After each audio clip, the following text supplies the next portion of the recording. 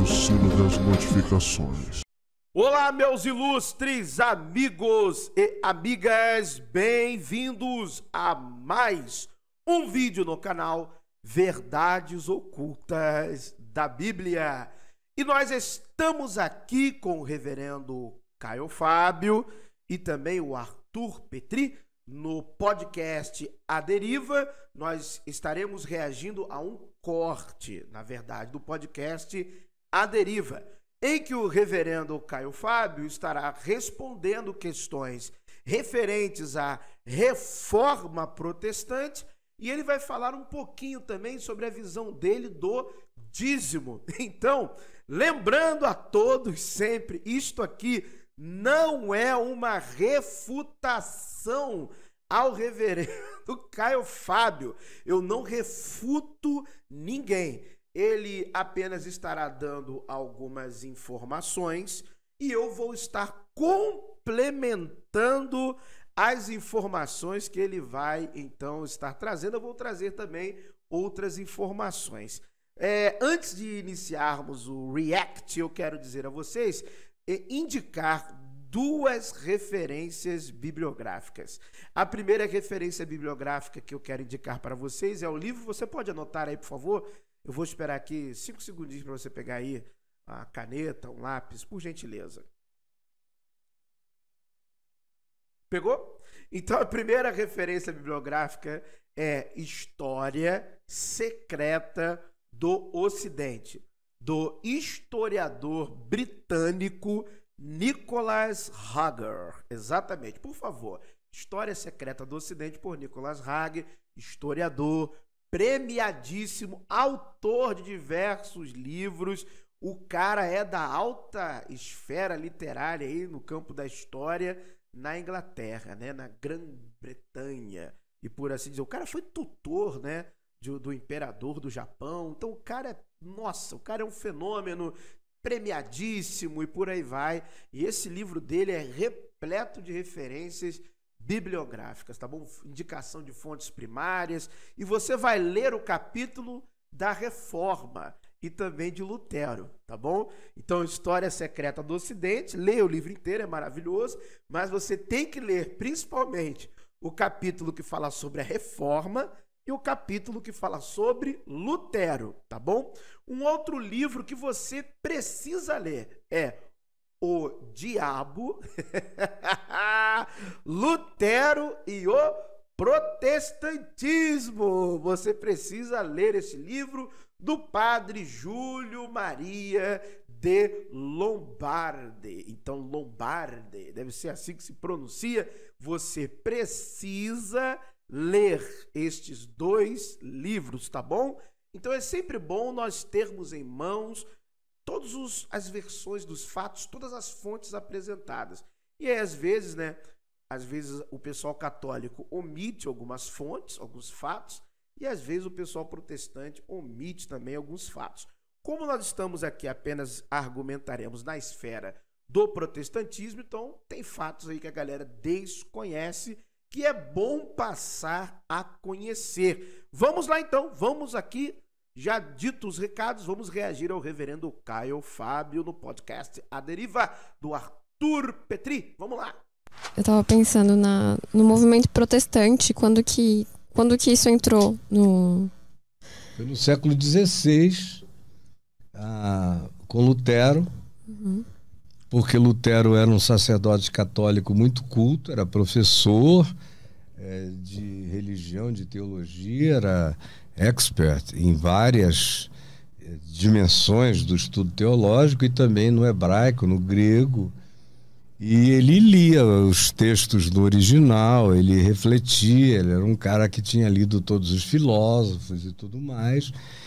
A patrística, que é a história dos pais da igreja, ele sabia que tinha havido um evangelho sem cristianismo. Desculpa ter rido. É porque o reverendo Caio, ele tem uma visão romantizada de Lutero. Cara, Lutero não valia nada. Desculpa, você é cristão protestante? Sou, mas não de Lutero, né? Nós acabamos sendo uma herança.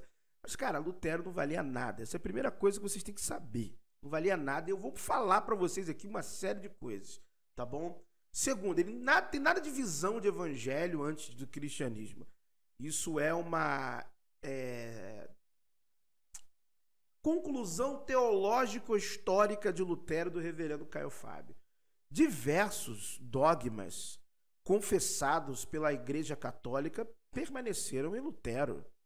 Diversos dogmas. Lutero gostava de cabala. História Secreta do Ocidente, de Nicholas Hager. Ele traduziu um livro cabalístico. Lutero era envolvido com um grupo místico chamado a Família de Deus. E o rosacrucianismo é oriundo do meio luterano. Aliás, o fundador, eu posso até fazer um vídeo falando sobre o surgimento da Rosa Cruz, desde os manifestos Rosa Cruz, era um discípulo direto, amigo de Lutero. E o símbolo da rosa e da cruz é semelhante ao símbolo de Lutero, porque tudo começa ali com Lutero. Então a verdade é essa. Lutero era uma pessoa que tinha alguns problemas psicológicos. Então, Lutero não tinha nada visão de evangelho de Jesus. Lutero era uma pessoa difícil, complicada, uma personalidade muito complexa. Alguns vão dizer que ele tinha até traços de esquizofrenia. Era muito culto? Leu muita coisa? Leu, era a função dele. A história, como ele foi parar no mosteiro, é uma história esquisita, que um raio matou o amigo, não sei o quê. Mentira, ele que matou o amigo, não teve raio nenhum, isso é uma mitologia. Então tem muitos mitos em Lutero. Existem muitos mitos, muito romance em Lutero. E não é bem por aí. A verdade não é esta. E tudo que eu estou falando aqui tem os registros. Aí só que o que acontece? Se você ficar lendo livro que o seu reverendo indica, que só a sua igreja indica, aí você nunca vai ter conhecimento, você não vai ler fontes de fato, você vai ler pessoas falando sobre. Então eu estou te dando a fonte, História Secreta do Ocidente, né? O Diabo, Lutero e o Protestantismo, mas foca ali em Nicholas Hager, que é um baita historiador, e o livro dele tem muito documento, muita fonte, muita carta que foi trocada, ele fala da carta, onde está arquivado o negócio. Então isso é muito bom. Nicholas Hager, História Secreta do Ocidente. Então Lutero não tinha visão nenhuma. Lutero foi um catolicismo melhorado. Nada a ver com esse evangelho de Cristo que existiu antes do cristianismo. Não, Lutero era fruto da crença da sua época. Ele não tinha nada consciência de um evangelho antes do cristianismo. Tá? Isso não é nem que eu discordo, é que não é mesmo. E volto a dizer, não é uma refutação ao reverendo Caio Fábio. E nós vamos falar mais coisas aqui que eu vou provar para vocês ainda que isso aí é balela. E ele não podia aceitar o que estava acontecendo, especialmente naquelas 95 teses dele. Tem muitas coisas ali que nem precisavam constar daquela tese, mas eram angústias pessoais dele. Mas o que mais provocou mesmo o Lutero foi a morte da graça. Graça é favor imerecido, é o amor de Deus unilateral por todos os homens. A graça estava morta e tudo era barganha com Deus. Isso acontece agora. Vai se repetindo. O tempo todo. Eu escrevi um livro há um tempo atrás. Lutero era a favor da barganha com Deus. O que você aprende na sua igreja? O que você aprende aí, reformado? Que Lutero era contra as indulgências, não é isso? A celebração da reforma? Vou ler aqui, ó. 95 teses, vamos ler a tese 91. 91 não, perdão, 71. Abre aí a tese 71. 71. Vou ler aqui. Seja excomungado e maldito quem falar contra a verdade das indulgências apostólicas. Tese 72. Seja bendito, porém, quem ficar alerta contra a devassidão e licenciosidade das palavras de um pregador de indulgências. Então, a questão do Lutero não era o fim das indulgências, era a maneira como elas eram cobradas, como elas eram pregadas. Essa é a questão. A questão era essa. Tese 69. Os bispos e curas têm a obrigação de admitir com toda a reverência os comissionários de indulgências apostólicas. Tese 70. Tem, porém, a obrigação ainda maior de observar com os dois olhos e atentar com ambos os ouvidos para que estes comissionários não preguem os seus próprios sonhos em lugar do que lhes foi incumbido pelo Papa. Então, meu amigo, isso aqui foi debate. Eu debati isso aqui quando eu fazia seminário. Porque lá no seminário, olha que eu era garoto, já tinha uma galera vomitando essas romantizações de Lutero sem ter lido as 95 teses. E eu, garotão, nem barba eu tinha. Eu falava, gente, vocês não leram. Não, que você é garoto novo. E na época que eu era garoto, era difícil você acessar a internet.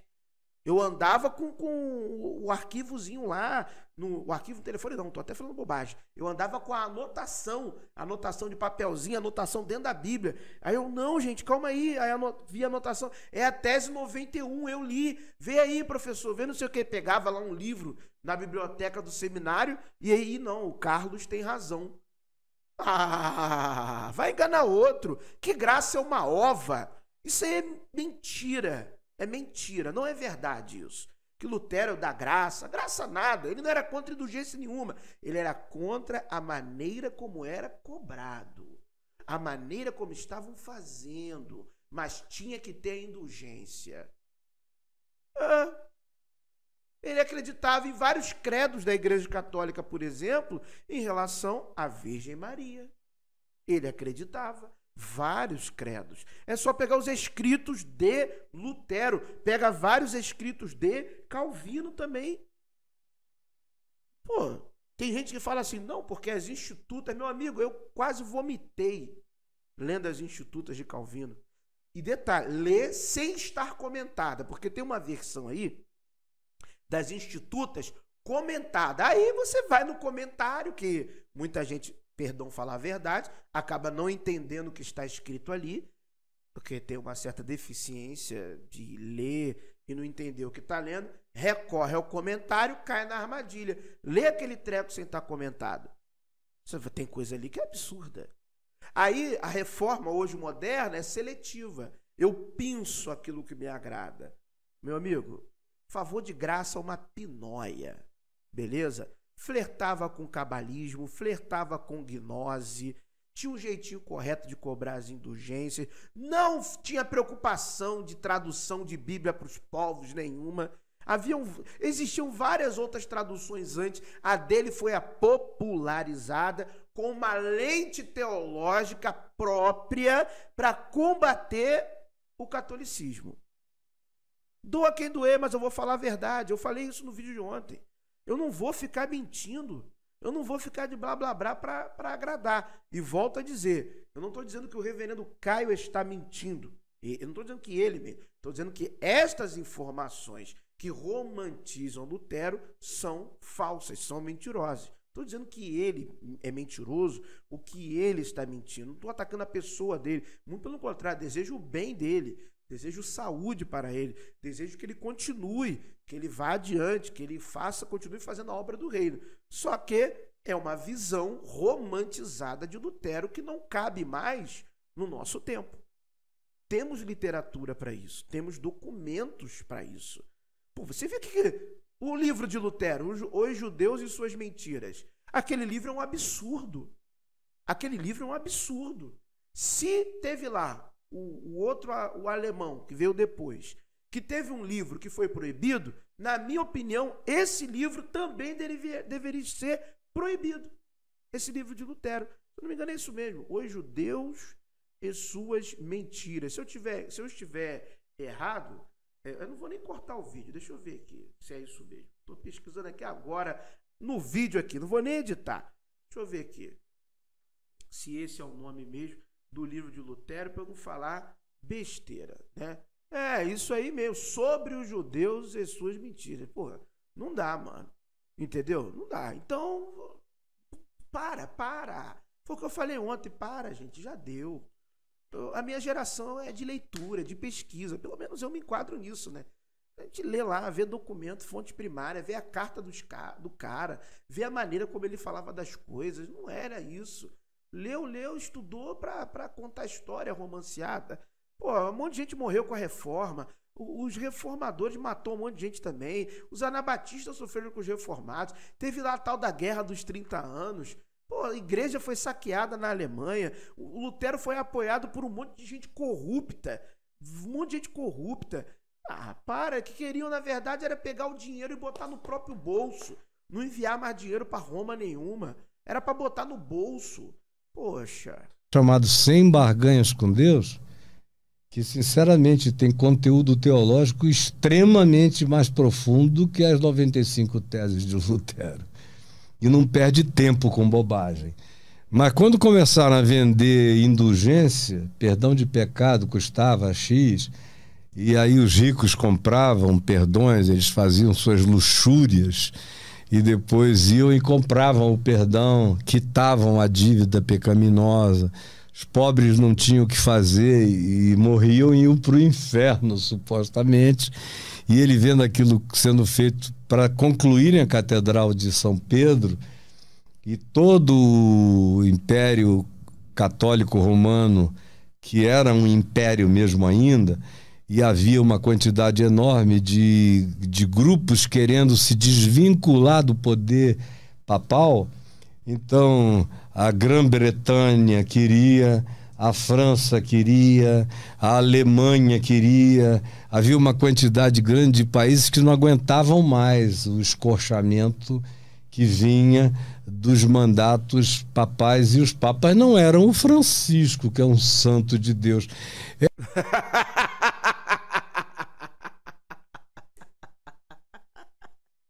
Francisco é um santo de Deus.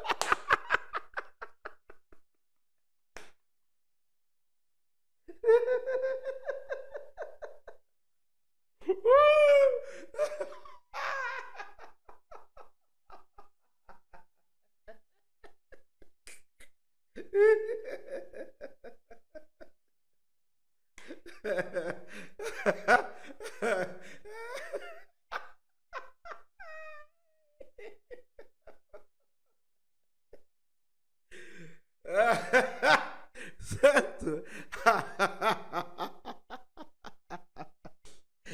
Rapaz, ó, vou te falar, mano. Deus me guarde de ficar velho e, rapaz. Olha, deixa eu quieto, cara. Deixa eu quieto. Não, eu não quero ficar expressando meus sentimentos aqui, cara. Tô falando de mim. Eu, pessoa. Cara, que eu envelheça assim, cara, imparcial. Sem lado político, sem ideologia nenhuma. Eu quero envelhecer assim. Eu desejo envelhecer assim. Poder criticar qualquer um, qualquer pessoa, não me curvar a ninguém, não depender de ajuda voluntária. Eu não recebo dízimo, mas também não quero depender de ajuda voluntária. Cara, de um certo lado, né? Porque já não é mais voluntariedade. Se só um lado consegue te ajudar, já não é mais nada de voluntariedade. Caraca, Francisco é um santo. Isso é muita sacanagem, mano. Putz, grilo, cara. Tá osso, mano. Cara, o Fábio já abraçou a militância de esquerda há muito tempo, né, cara? Tem vários aí abraçando militância de direita. Ele abraçou a militância de esquerda, abraçou o santo. Você tá de sacanagem. Não é possível, cara. Caraca, mano. É por isso que, cara, não dá pra confiar em líder religioso, cara. E eu sou um líder religioso. Cara, eu me esforço todos os dias pra dar o meu melhor, mas nego tá de sacanagem. Porque eu acho que o que vale é isso aqui, ó. É quem paga. Follow the money. Quem paga? Quem paga é a direita? Então minha pregação é pra direita, irmão. Quem paga é de esquerda? Então minha pregação é de esquerda, meu irmão. Qual é o meu bojo aqui? Qual é o meu bojo aqui? É o Papa progressista? Então eu vou agradar a ala progressista, pô. Vou botar no meu bolso aqui. É o Papa conservador? Então, meu discurso vai ser conservador. Eu vou botar dinheiro no bolso. Cara, não sei não, mano. Mano, é brabo. É por isso que às vezes o ateu, mano, ele tem razão em achar que Deus não existe, cara. E eu acredito, mas eu vou falar pra você, mano. Tem hora que o ateu é melhor pra ele mesmo, porque Pra cair nessas balelas aí, mano, é melhor não acreditar em nada e ver o que dá depois que morrer. Como é que você vai acreditar num cara assim, mano? Aí vem o outro, fala que é mito. Esse aí é progressista. Pô, mano, pelo amor de Deus. Pior papa, mano. Esse papa só agrada quem? Progressivismo, pô. Destruindo a tradição católica. E eu não sou católico. Eu não sou católico. Coisas boas estão morrendo no catolicismo, cara. A pouca coisa que mantinha essa instituição firme estão sendo ruídas aí, né, nesse pontífice, nesse pontificado desse cara aí. É só conversar com qualquer católico tradicional, só que os caras respeitam a hierarquia, né? Que é o modelo sinárquico, né? Então é esperar o cara sair para botar outro no lugar. Antigamente não era muito assim não, mas hoje em dia, né, é assim que funciona. O cara tá perseguindo vários padres, bispos e arcebispos que são contra ele. Ele tá perseguindo, literalmente. Literalmente. É só pesquisar em inglês. Pesquisa em inglês. Em inglês, seu cabeçudo. Pesquisa. Caramba, cara. O cara tá perseguindo literalmente. O outro chama de santo, velho. Mano, nós estamos... Brasil. Isso aqui é Brasil, irmão. Brasil é isso. É discurso. É cada um no seu interesse. Cada um falando que agrada o seu grupo. Isso aqui é Brasil, mano. Tem nada de imparcialidade, cumplicidade, transparência. É ruim, hein? Isso aqui é Brasil, irmão. E no Brasil é assim, a gente fala pra agradar quem bota dinheiro no nosso bolso, quem paga a nossa conta. É, a mentalidade de vários é assim. Que Deus deu nada. Bem ao próximo só se tiver alinhado com a minha visão de mundo. Ai, meu Deus do céu. Eu tenho que rir pra caramba, mano. Tomara que quando eu fique velho, eu mantenha a minha lucidez. Eu não tô dizendo que ele perdeu a lucidez, tô dizendo de mim, tá? Eu tô falando de mim, eu. Nada contra ele. Tô falando de mim. Eu espero que eu mantenha a minha lucidez. Que eu consiga ler livros que falam de catolicismo e de protestantismo, que eu tenha um bom senso crítico de reconhecer aquilo que é virtuoso e de falar a verdade daquilo que é reprovável e condenável. Tomara que eu vá assim até ficar velhinho. Eram uns caras do mal, perversos pra caramba, a maioria deles, assassinos, morria tanta gente dentro da cúria, era uma loucura aquilo ali. E ele disse, isso aí não tem nada a ver com Deus, eu não quero nada a ver com isso. E aí escreveu as 95 teses, pregou-as lá na catedral da cidade onde ele vivia, onde ele ensinava, onde ele era pároco, né, na Alemanha.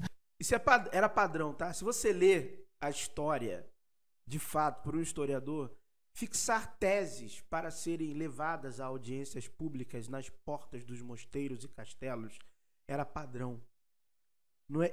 Lutero não desafiou nada. Isso é um mito, isso era o padrão. Era o padrão. Era a maneira de você pedir a convocação. Então, vários faziam isso naquela época. Você tinha teses, você tinha observâncias, você pegava lá. Tanto que Lutero queria, a sua tese seguiu o processo normal, e ele queria a tal da audiência com o próprio Papa. Porque podia seguir esse rito. É como se fosse, comparando, sem querer fazer nenhum tipo de anacronismo, era como se fosse um rito jurídico ao nosso tempo. Você tem lá, você entra com a questão, aí vão analisar, aí vão marcar a data, aí você pode interpor recursos para A, B, C ou D. Era exatamente assim que funcionava. Não, esse é um mito. É um mito. Que ele foi lá e pregou. Tem até aquelas imagens assim, né? Lutero com uma cara de Superman, batendo assim, tá. Todo mundo que tinha teses a apresentar deveriam fazer aquilo. Aí vinha lá o funcionário da imprensa, o que seria um tipo de imprensa universitária, pegava a tese, levava adiante. Mano, quando eu li essas coisas, você imagina a minha decepção. Porque não foi assim que eu aprendi. Mas quando eu fui pro seminário, quando eu fui lá pro bacharel, História. História da reforma, como a reforma realmente foi. Sangue derramado, os corruptos e tudo mais. O professor era bom. Cara, esqueci o nome dele. O professor era bom. Tinha muitos livros bons. Cara, é mentira, mano. Não tem heroísmo nenhum, era o que tinha que ser feito. E o que aconteceu é que realmente, ao contrário do que o reverendo falou, tudo que está ali é necessário. Tem coisa ali que é desnecessária. Não, tudo que está ali é desnecessário. É necessário, perdão. Tudo que está ali. Porque realmente a pregação das indulgências estava um absurdo. Porque o cara botava o dele no bolso. Qual era a garantia que toda a indulgência recebida voltava para Roma? Nenhuma. Então tinha uma galera acelerando vezes 1000 em cima disso aí. E Lutero não era contra, está nas próprias 95 teses. Ele era contra a maneira como era cobrado.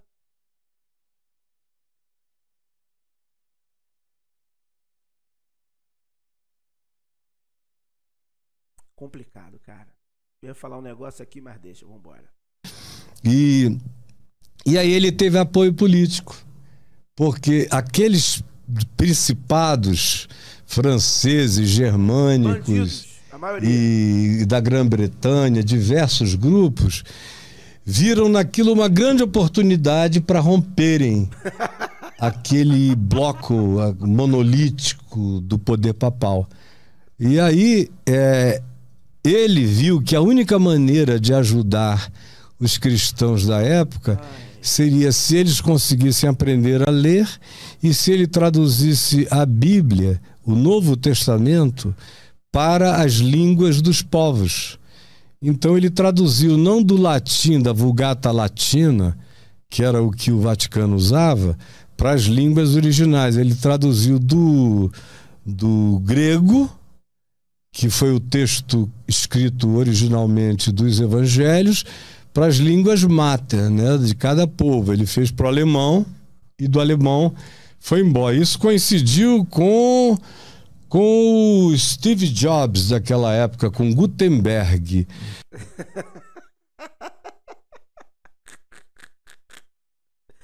Digita em inglês no Google.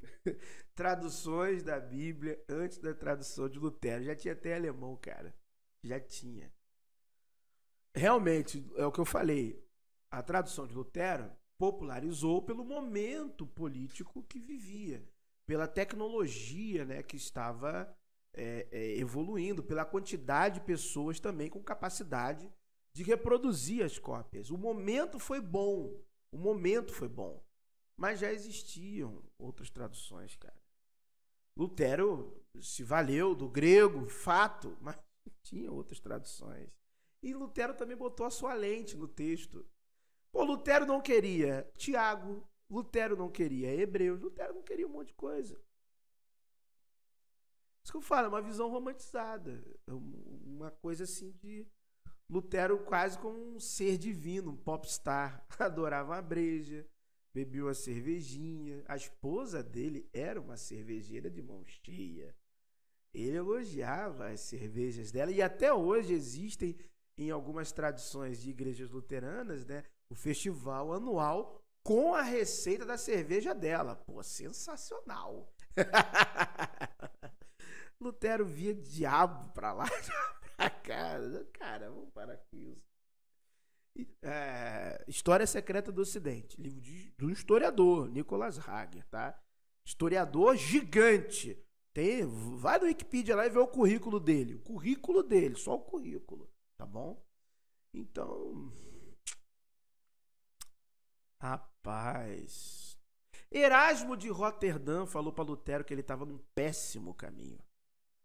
Lutero reconheceu quando viu a confusão, quando viu as brigas, quando viu os saques às igrejas, quando viu o que a galera tava fazendo. Lutero falou que, galera, o caminho tá meio errado, né? Tá meio estranho. Lutero foi usado como testa de ferro. Gente, a verdade tem que ser dita, gente. A verdade tem que ser dita. Lutero foi testa de ferro, de gente poderosa. Grupos poderosos. Aliás, tem um grupo, se chamava até, que financiou Lutero, que era um grupo holandês, né, chamado a Família de Deus. Era um grupo judaico, né, de proto-cabalistas ali, ou cabalistas já, né, e também aquilo que as guildas, né, muita gente ali que já era uma questão de a maçonaria, que era operativa ainda, muita gente botou dinheiro em Lutero, e principalmente os nobres, né, os nobres alemães, cada um queria a fatia do bolo, todo mundo queria dinheiro, meu amigo.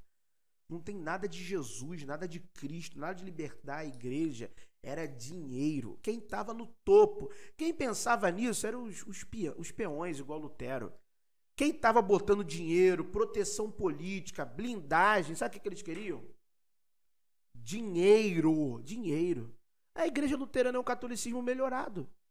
Queria isso aqui, meu amigo, dinheiro. Mandar para Roma nada, botar no nosso bolso. Meu amigo, a verdade é essa. Não tinha nada de amor a Cristo, evangelho. Isso é romantização. Dinheiro. E depois até Lutero viu isso. Até Lutero percebeu isso depois.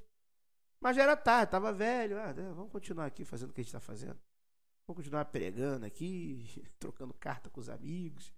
Primeiro congresso protestante lá já deu pau, ninguém concordava com nada direito. Ó. Aliás, vamos falar a verdade, né? Concordaram com quase tudo, mas naquilo que era mais importante, rachou. Concordaram com quase tudo, isso é verdade. Concordaram com quase tudo. Aí no que era mais importante, cada um tinha uma coisa diferente na cabeça, uma doideira. Com a imprensa, com o iPad dos caras, que agora em livro a Bíblia podia ficar na mão de todo mundo. Uhum. E aí começaram a ler e a revolução aconteceu. Quiseram matá-lo, mas ele foi protegido por poderes políticos, e aí começaram essas cisões. No fundo, foi a reforma protestante. Lembrando que tem o nome desses políticos que protegeram Lutero. E aí você vai atrás da história dessa galera, pô. É simples assim. Que acabou salvando a Igreja Católica. Porque a provocação do protestantismo, que acabou indo para a Inglaterra, que foi cobrindo vários setores e tomou conta da Suíça, aonde veio João Calvino, o John Knox e vários outros reformadores, provocaram tanto a Igreja Católica que ela criou a Contra-Reforma. E a Contra-Reforma os fez pensar em como é que eles podiam combater a reforma. E para combater a reforma, só fazendo dieta de tanta coisa, de tanta bagulhada. Então, a verdade é que a reforma, e nós lemos aqui livros no canal com referência bibliográfica, além dos livros que eu apresentei aqui, é que os reformadores começaram a atacar a Igreja Católica. E nas pregações públicas começaram a repetir coisas, como exemplo, o Papa é o anticristo. O Papa é o anticristo. A Igreja Católica é a besta. O Papa é o anticristo. Estou dando um exemplo. Nós vimos aqui com referência bibliográfica. Então a Contra-Reforma ela vai surgir não porque existiu uma reforma. O cisma de Lutero não foi o primeiro, mas foi algo muito agressivo em um Estado que até então era poderoso, que era o Estado alemão. Então, muitas afirmações estavam sendo feitas que a galera não podia ficar quieta, né, cara? Eu não sou católico. Não estou defendendo o catolicismo, estou dizendo a verdade. Eram muitas acusações pesadas, então não é fazer dieta. Muita coisa está aí até hoje. Que dieta foi essa? Foi só um detoxzinho de manhã, então, né? Muita coisa está aí até hoje. A tradição da Igreja Católica se mantém de pé. Até hoje. Muita coisa que estava lá no século XVI está até hoje. Então, mas era por causa que haviam muitas acusações, coisas sérias e graves, e a galera tinha que responder. Essa era a questão. A reforma emagreceu a Igreja Católica e fez a Igreja Católica menos repugnante como ela era naquele tempo medieval, no século XVI. Nasceu dali, foi se expandindo, houve muito interesse político na Reforma Protestante também. Sempre há interesses políticos em toda manifestação religiosa que cresça. Tem sempre alguém querendo se apoderar daquilo, como Constantino lá atrás. o fez, agora, outra vez, como no Brasil, nesses dias. A gente está assistindo um fenômeno idêntico.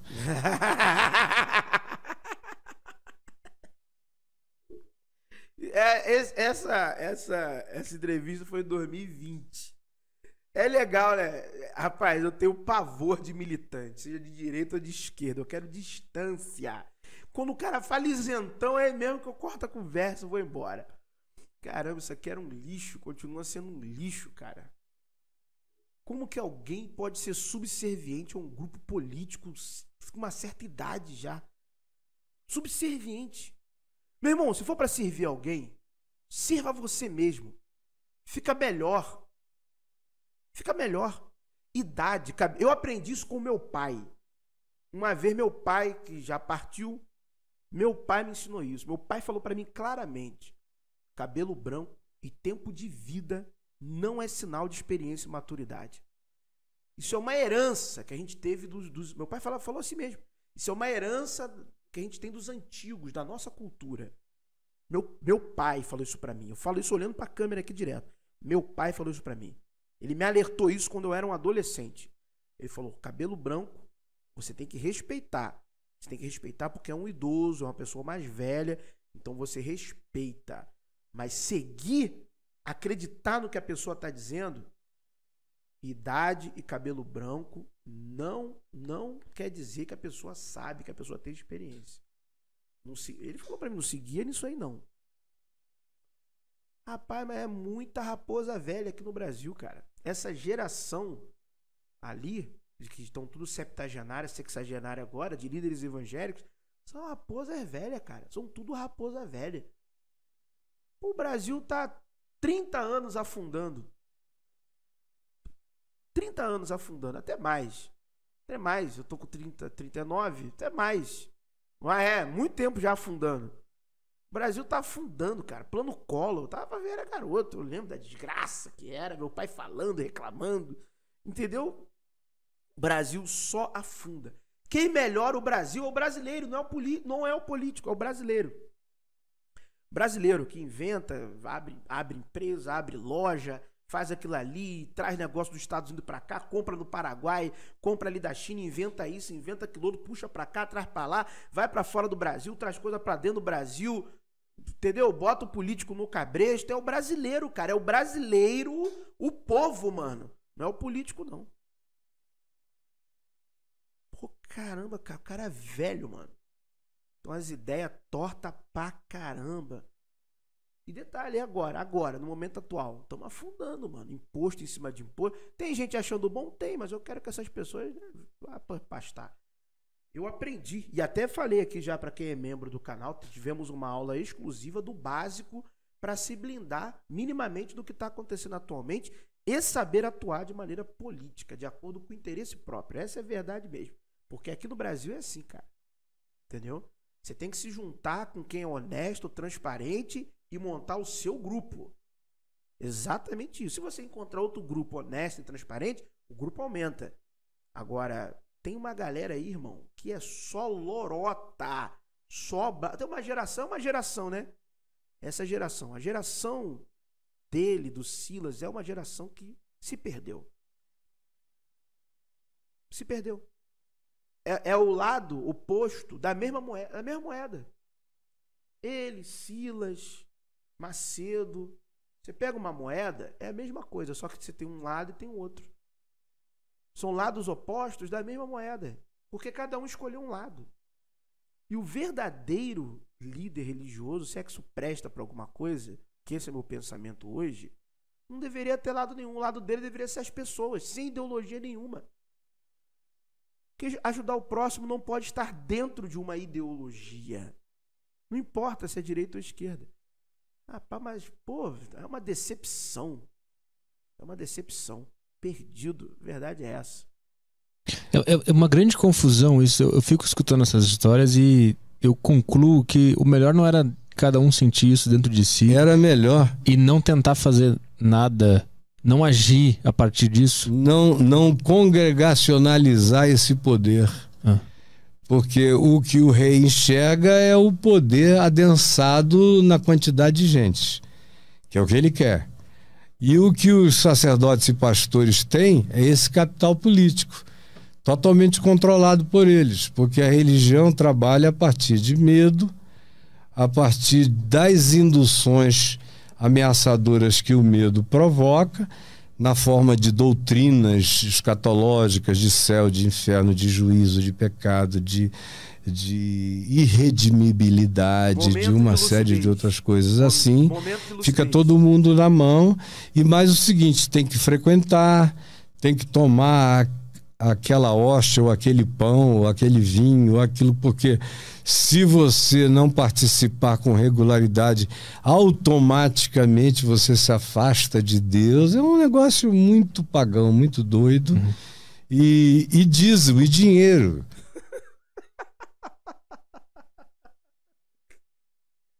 Cristianismo é paganismo, meu querido. Ai, meu Deus do céu. Nada mais pagão do que o cristianismo, cara. Próprios evangelhos lá. O que você tem lá? Um monte de literatura pagã. Literatura apócrifa. É o que eu falo, mano. Essa geração é perdida, cara. Esses caras não têm nada para passar pra gente. Eles botam um véu em você. Eles cobrem os teus olhos com fogos, artifícios, show de fumaça, discurso bonito, embelezamento teológico. Caramba, cara. Você lê os pais da igreja, você vê que, putz, cara, esses caras aí... E eles não estavam mais próximos, né? Era eles que estavam mais próximos do... Os evangelhos não são frutos deles? Hã? Caramba, cara, impressionante. Galera, eu não tô conseguindo assistir mais, não. Eu tô sendo sincero. Eu não é uma refutação, mas eu acho que mais uma vez eu deixei meus sentimentos aflorarem aqui. Caramba, cara. Nós estamos tão mal mesmo, cara. Quanta gente seguindo essa lorota desses caras, mano. De um lado e de outro.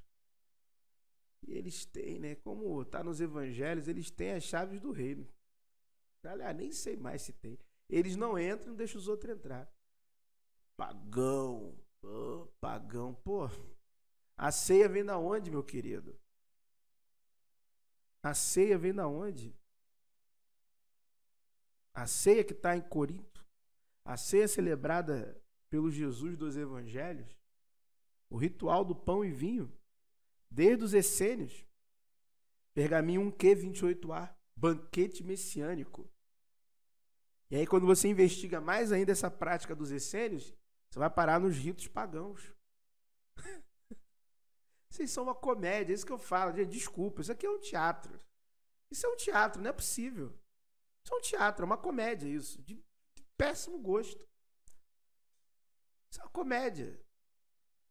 Jesus celebrou a ceia. Aí você tem no Novo Testamento, a ceia já vira a festa ágape. Você tem Judas e você tem 1 Coríntios.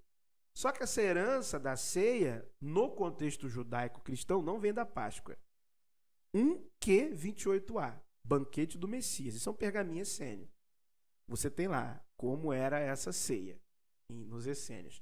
Só que se você ainda for rastrear a maneira como os essênios faziam, você vai parar no Egito.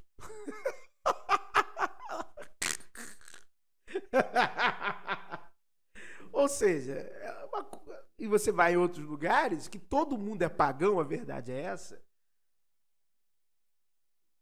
Coisa mais pagão. Então, se o Cristo do Evangelho celebrou, se havia na igreja de Corinto, se havia lá na epístola de Judas, o cristianismo está cheio de elementos pagãos, cheio de elementos zoroastrianos, cheio de elementos egípcios.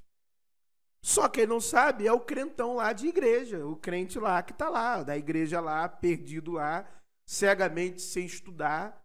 Tomara que esteja então num bom lugar pelo menos, para ter uma boa vida, sem nenhum tipo de escravidão mental.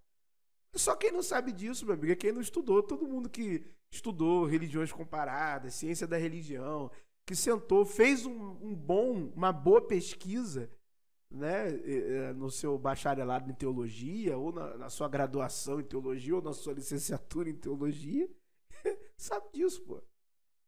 Pô, muita história, mano. Galera, é muita lorota. Pra mim aqui foi o limite. Vocês me desculpem aí, mas valeu. Essa daí foi o osso, cara, pra mim. Valeu aí. Quem quiser assistir o corte inteiro, tem lá no Cortes à Deriva, Reverendo Caio Fábio.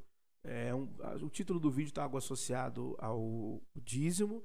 Eu adoro o podcast A Deriva, adoro as entrevistas do Arthur Petri. É sensacional, eu acompanho muito. É o podcast que eu mais acompanho, a verdade é essa. É o A Deriva, e eu vi lá, né, a entrevista do reverendo, reagi a um trecho, tô reagindo a um outro trecho agora. E pra mim, cara, desculpa externar até minha opinião pessoal, eu só vejo decepção nesses líderes, cara. Eles não conseguem fazer isso que eu tô fazendo aqui. Dizer a verdade. Da fonte, Pergaminho 1Q28A. Né, o que é também um trecho de 1QS. Você pode também pesquisar como 1QS28A, 1Q28A, 1QS28A. Banquete messiânico. E estas festas de banquete já existiam na cultura grega também. Festa ágape. Caramba, cara. É difícil pra caramba, cara. Isso tinha no Egito também. O ritual do pão e vinho é um ritual mesopotâmico antigo. Tem na própria tradição do Gênesis, quando Abraão encontra com o tal personagem Melquisedeque. O personagem Abraão encontra com o personagem Melquisedeque. Melquisedeque trazia pão e vinho. Isso também está na tradição daquela história com de lá no livro de Josué, quando ele encontra um grupo também de pessoas que já eram habitantes de Canaã e buscaram uma aliança. Eles traziam pão velho e vinho. Então isso já era um símbolo de comunhão, era um rito de comunhão, um ritual de pão e vinho entre os homens e a divindade. Isso já tinha no Egito, já tinha na Mesopotâmia, tem na própria tradição bíblica, e ela vai sofrendo modificações de acordo com o passar do tempo. Então tinha no Egito, tinha nos essênios, vai parar no Novo Testamento como ceia, que não é oriundo da Páscoa. Eu também aprendi que a ceia vinha da Páscoa, mas não vem. Vem de ritos que já existiam, de banquete messiânico, dos essênios ali. Qual o problema de falar isso pro povo, meu amigão? Qual o problema de falar a verdade? Mas pagão, então Jesus foi pagão pra caramba. E ele ainda falou que ele, que era o Messias lá, da mesa dos essênios, que ele era o cara que manifestava na mesa. Tudo era em memória dele, porque era para o Messias ser lembrado. 1Q28A ou 1QS28A. Era para lembrar do Messias, até que venha o Messias de Arão e de Israel, até que ele venha. Tá lá, caramba.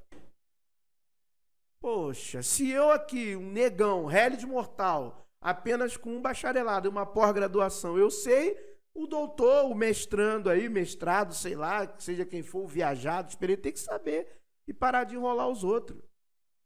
Pessoal, eu vou lá. Valeu, um abraço. Aqui foi mais um vídeo no canal Verdades Ocultas da Bíblia. Que o verdadeiro Deus abençoe a todos. Ateu, relaxe aí. Se você não crê em um Deus, tá tudo certo. Que a sorte e a fortuna lhe acompanhem. Valeu, rapaziada.